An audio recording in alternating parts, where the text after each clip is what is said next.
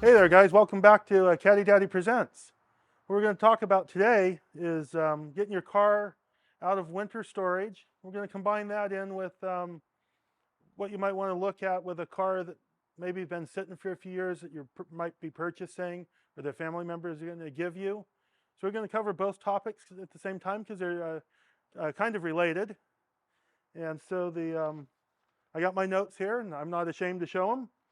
Um, so it's springtime. It's time to get the car out.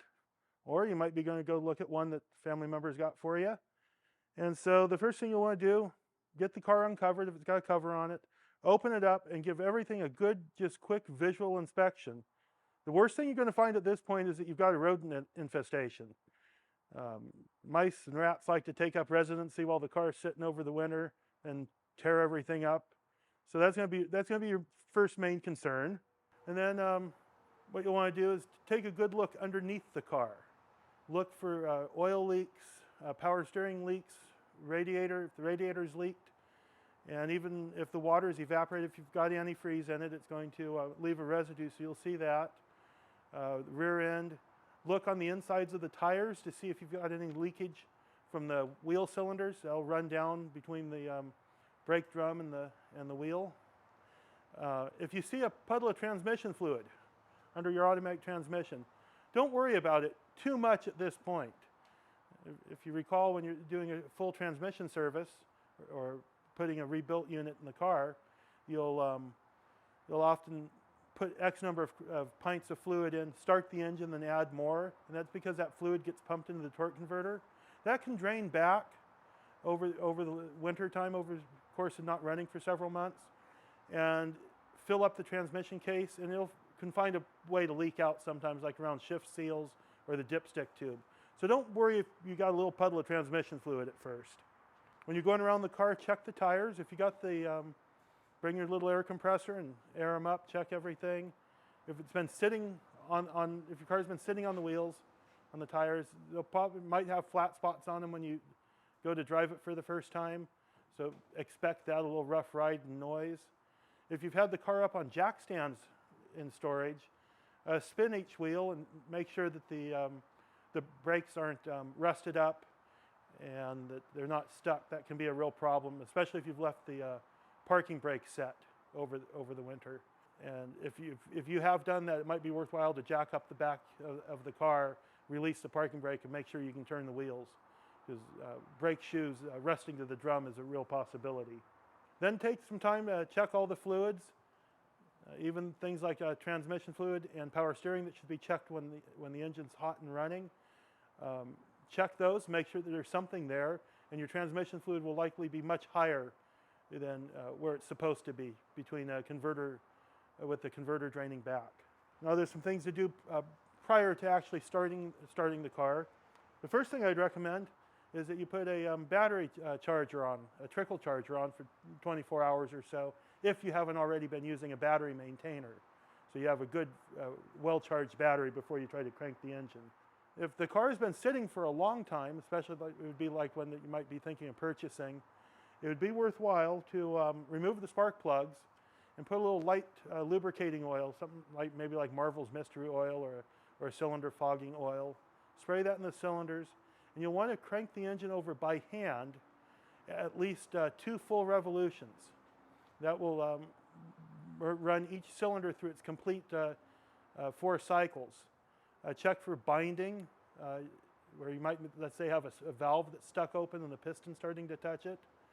If you can't bar the engine over by hand easily, then you really need to look into seeing if you have a problem with the engine of some sort. And you could get a small camera that you can insert in the spark plug hole and take a look in the cylinders. You can take the valve covers off to see if you've got signs of a stuck valve. But as part of the procedure of barring the engine over, if your car has a manual transmission, have a helper get in the car and depress the clutch with the transmission in gear, and bar the engine over by hand and see if the car tries to move. It's possible that the clutch is rusted to the flywheel and doesn't disengage. This is more likely something that would happen for a car like that has been sitting for a long period of time. But it is something to check. You don't want the surprise of stepping on the clutch and not being able to put your car in gear and having it grind.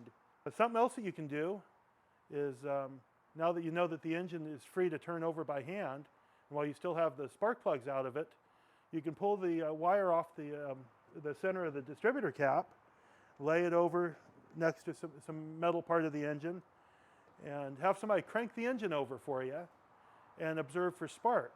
The other thing this will do is it'll build up oil pressure without having any heavy compression load on the engine. It's not going to try to start because the plugs are out and the ignition's disconnected, and the engine will crank over at a faster rate because there is no load on it.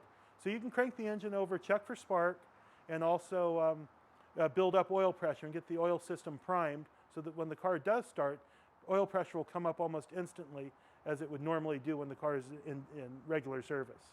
If you don't have spark, one of the most common things it's going to be is here on if you have a points distributor, is that you've gotten corrosion on the point contacts. And you can get in there with a contact burnisher and clean that up. And the way you can check for that is on your wire that comes out from the distributor to the coil. You can put a test light between there and ground. And if the points are fully closed and that test light stays on, that means that the points aren't conducting current, and you'll need to clean them. And like this one here, where it's sitting in the closed position, you can click it with your finger, and that should make your test light go on when the points are open and off when they're closed. And it'll probably give you a little tickle too from the kickback from the coil. So that's quick little troubleshooting if you don't have ignition. And I used to have that trouble all the time with my Army Jeep after it sat all winter just covered with a tarp. The little contact burnisher or even a emery board will clear that up. Just be sure you blow out any dust that remains after cleaning the contacts. At this point, you can take and replace the spark plugs and hook all the ignition wires back up. Make sure you got them all in the right sequence. The final thing to do, well, one more thing after this, but the final thing under the hood is you can prime your carburetor. Right here are the 4 bowl vents on.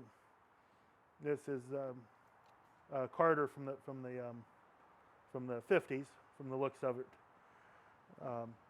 You can use two-stroke oil, two-stroke gas oil mix like you'd use for a chainsaw, or use some gasoline mixed with the Marvel's Mystery Oil or other light top-end oil. And using a small squirt bottle, you can put a couple ounces down each of these holes, and it'll fill the carburetor slightly.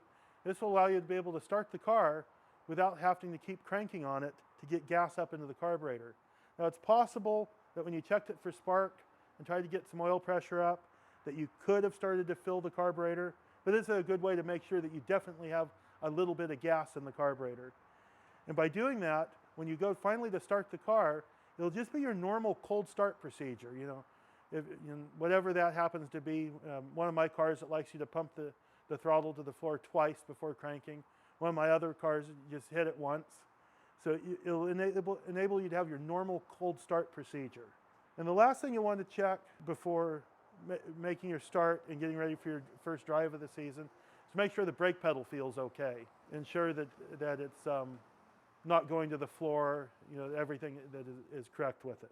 So on the day that you're going to finally start the car, take it out for a drive, you'll want to make sure that you can devote some time to it, be able to actually take it out for a drive long enough to fully warm it up. You want to drive off any moisture that's in the engine oil, transmission fluid, or in the rear end.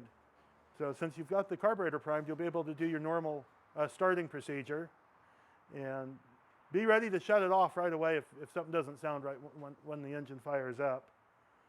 Make sure that you've got everything's running good. Make sure you got proper oil pressure and that you see that the battery's being charged. And if you have primed the carburetor with something with some oil in it, expect a little bit of blue smoke.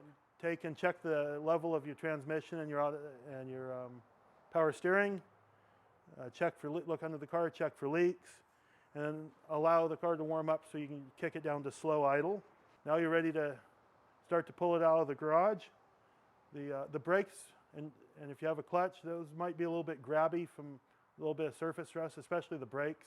They'll often be a little bit noisy and grindy sounding, and that rust will come off the drum, after a few stops. Go ahead and put the car in gear. Make sure that it's wanting to creep in the direction that you've selected, and make sure that your brakes are working, the pedal's nice and firm, and everything's as it should be. Now you're ready to take it out for a drive. Go around the neighborhood, maybe come back home, check for nothing's leaking. Then, like I say, take it out and drive it far enough that you can get it fully warmed up. Don't go heavy on the throttle. You don't have to go on the highway, but you do want to get the fluids warm. And so when you get everything warmed up, the proper operating temperature, check your power steering, your automatic transmission, top those off if necessary. After you get the car parked, another day or two, check for any unnatural leaks, things that you don't expect. I know my cars all have their specific little spots where they like to leave a drop or two because they're all unrestored. When it comes to the fluids, the transmission fluid and engine oil, if you're one of those guys that goes out and starts your car every week or two and lets it run for 5 minutes, I would highly recommend that you change both the motor oil and the transmission fluid if you have an automatic. Doing that is a recipe for building up moisture in the engine and transmission that can cause internal corrosion and acid buildup. That's about it to kind of get something going for the first cruise of the spring. Down in the comments, if you have any ideas to add to this list or things that you like to do, please share them. We're all here because we like old cars. And thanks for coming to the shop today, and we'll see you next time.